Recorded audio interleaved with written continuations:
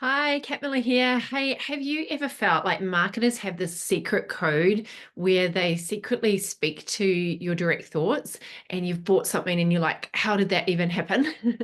For years, I noticed that there was certain marketing that really drew me in, and there was other marketing that pushed me away. There was certain content that made me want to consume it and other content that made me just scroll past. Have you noticed the same thing? I couldn't figure out why until I really started to study how the brain processes information. And I realized that when we understand how to create content that is structured to align with how the brain naturally processes information, we start to get more people consuming our content. So obviously this is what we want if we want to get more clients online. So when you understand this, it allows you to create content that speaks directly to the different parts of the brain, which allows you to compel people, engage people, and have people actually respond to your content. So ultimately that grows your audience, it grows your followers, and you get more leads and of course more clients. So imagine being able to know exactly what needs to go into the structure of your content so that it speaks to each of the parts of the brain, so it captures attention, maintains attention, and actually inspires someone to take an action, which is what we want our content to do. We want people to respond and actually do something as a result of consuming our content, right? So imagine seeing the number of high quality potential clients responding, DMing you, reaching out, responding to your emails, your posts, your videos, booking into your calendar, and seeing that number increasing every week. This is absolutely possible for you when you understand how to speak to the different parts of the brain. So if you want to attract more clients consistently using your content, a really useful key is to look at how we're speaking to the different parts of the brain. And once you know how to speak to each of the different parts, you can expect an increase in your number of leads from your web pages, your emails, your social media content, and everywhere that you show up online. So those of you that are joining me live, welcome. So great to have you here. I'm just going to tag a couple of you that said that you wanted me to tag you in so that you can be informed when this video is coming up. If you're watching the replay, welcome. Great to have you here. Please hashtag replay or hashtag live so that I know. And please say hello. Say hello. And I always love reading your comments afterwards. I always love hearing your thoughts. So please do engage after this video. I will be so excited to jump off and respond to your comments. So thank you for being here. Let's dive in. There are 3 powerful brain triggers that you can tap into with your content to attract your ideal clients. This is based on scientific research by 𝗵𝗲𝗍 𝗪𝗏, who was an American physician and neuroscientist in the 1960s, and he introduced the triune brain concept. The triune brain, meaning 3 parts, so the distinct layers of the brain. And this has become a really widely used way of thinking about the overall functional organization of the brain. Some modern scientists have said that there's more to it than this, that it's overly simplistic. But for me personally, when I learned this and I started to understand that what's happening at the brain level, we can use this information to help people consume more of our content, I started really getting interested. I've never been super interested in science, but I really noticed that when I started applying this, I noticed an instant increase in the responses and the engagement that I was getting in my content. And what I love about it is the brain is super complex, but this 3-part, the 3 parts of the brain, the triune theory, is really simple to understand and really simple to apply. So in the most simplest terms that I can, obviously I'm not a neuroscientist, but I'll explain it as simply as I can so that you can just take it and apply it to your content straight away to see more engagement, more response.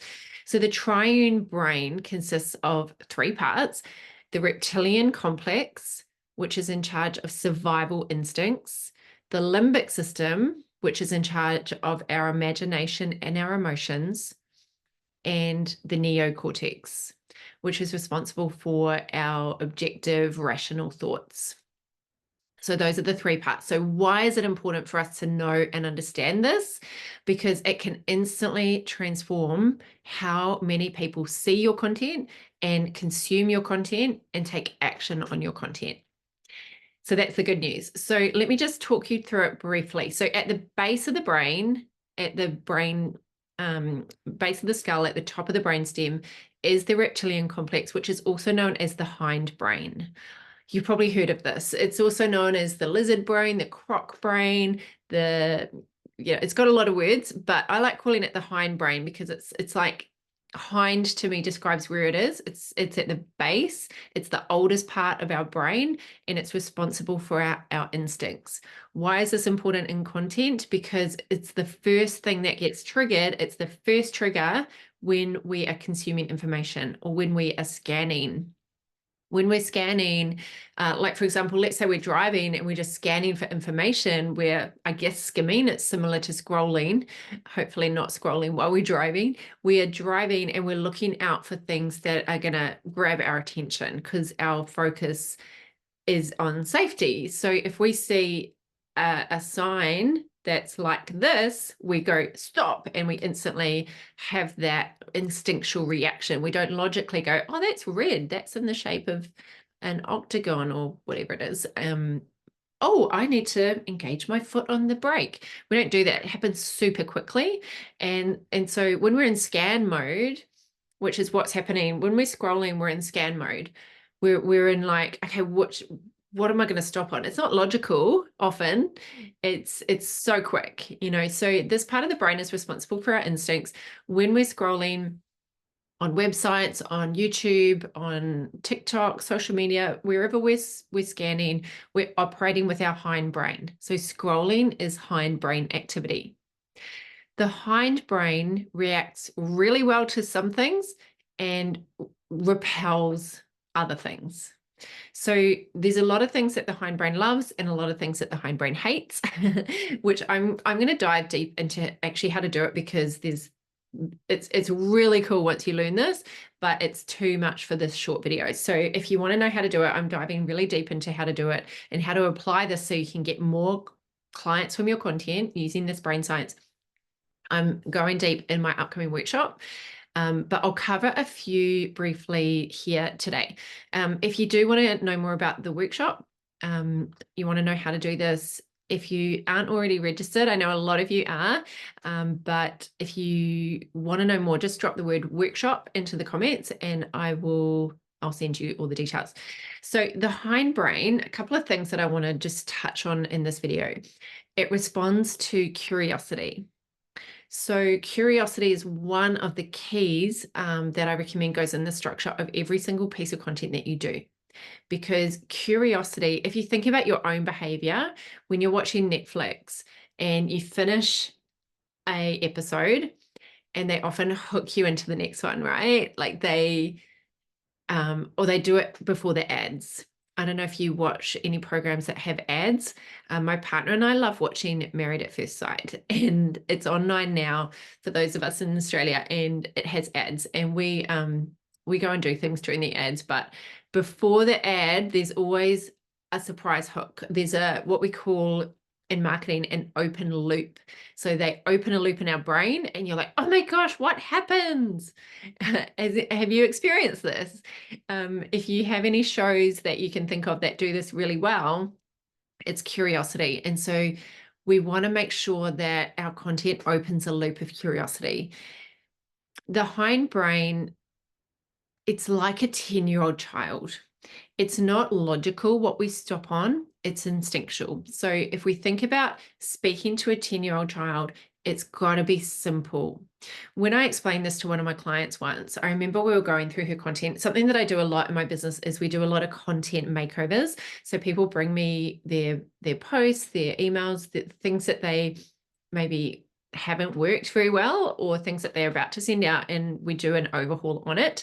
And one of the first things I change is we make the opening line, the subject line of the email, the opening line of the post or the blog or the video, we shorten it and we simplify it, because we're speaking to a hindbrain. We're not speaking to the really evolved, highly complex part of our brain, which is at the front. We're speaking to the base of the brain and its instincts. Is this safe? Is this exciting? Is this evoking my curiosity? So we want it simple. The hindbrain loves simplicity. 10-year-old child. What I see a lot of people doing wrong is they are putting too much in the opening. So they might be asking a question that has almost like two questions. So are you wanting this and this and this? And then the hindbrain's like, oh, now I have to think. Nah, too hard, out. You know, it's super impatient. So we've got to keep it really simple. Are you wanting this? Do you feel like this? So that the person says yes, yes, yes. So at the instinctual level, the most important thing is for the brain to go yes, yes, yes. The hindbrain wants to be hooked in straight away. It really hates complication. It also really hates boredom. So if you just use the same line that everybody else is using, you use too much ChatGPT and it's just yawn worthy, then the hindbrain's going to be like, nah, scroll on, you know? So it's always thinking, is this boring? Is this complicated? So how do we apply this in our content? There's so much more I could talk about with the hindbrain. I love understanding the hindbrain because it literally is the thing that we're speaking to in grabbing attention. And if we don't get past the hindbrain, it's like a checkpoint. If we don't get past it, we won't get to the rest of our content, or people will be gone. So how to apply it is ask this question. Is what I'm saying at the beginning of my video or email or post, is it too complicated? And some people think, no, it's not. But actually I look at it and I'm like, let's make this even simpler, even clearer, take out all unnecessary words. Is it too boring? Is it too same old? Oh yeah, I've heard that all before. The other thing is that it shouldn't raise any doubts. You know, there needs to be absolutely no doubt in that person's mind that this is going to be a good use of their time to watch this video or read this content. A lot of people are very logical at the beginning of their content, and they lose people. They're either too boring, too complicated, or they raise doubts that this is actually going to be useful. So if you just simply start cleaning up some of the stuff, it can make a massive difference in your engagement really quickly. I remember one of my friends, Sarah, she was telling me that she'd been writing these really long sentences at the start of her post.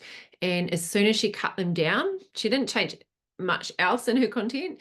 She just changed the attention grabbing part, and she instantly got more engagement on her post. So that's the first part of the brain we need to speak to. It's like a checkpoint. We get past that, we get to move to the next part of the brain. And this is crucial information if you want your content to be seen. The second part of the brain that we need to speak to with our content is what's known as the limbic system, which is the realm of the imagination. And this is what we call the midbrain. The midbrain is also responsible for emotion. So we get attention, we speak to the hindbrain, we speak to the instincts, we get attention. Now we need to create a feeling in people's body. By the way, this can happen in just a couple of sentences. So we need to create a feeling. We need to speak to their emotions. We need to have them feeling something. We need to turn up the dial of the desire. We need to dial up the desire, because we are helping people solve a problem, right? So someone sees our content, they get hooked in, and we now need to dial up the desire for them to actually want to do something. And we need to move them, you know, we need to wake them up a bit. So this is where we show them that what we're going to share with them is actually going to help them get more of what they want. We don't create desires. They already have desires. We don't create desire. We dial up their desire. We bring it front of mind. We tap into the existing desires that they already have, and we dial them up. So when we're strategic with our content and we evoke that emotion, we build the desire that people have to actually want to make a change, to take that next step from where they are to moving towards where they want to be. So we appeal to the instincts, make sure they're safe, make sure we've got attention. Now we start creating that feeling in the realm of their imagination. So they start imagining what their life can be like on the other side. It's like highlighting the gap of where they are and where they want to be. And this starts creating what I call desire-based tension in their body. And this makes the world of difference. And it can be really simple, you know, just getting them thinking about their future. It could be just 1 or 2 lines. So that's the second part of the brain that we want to speak to, the realm of the imagination. The third part of the brain is the intelligence. So we've got instincts, imagination, and intelligence. Now we start appealing to the prefrontal cortex, which is the realm of executive functioning.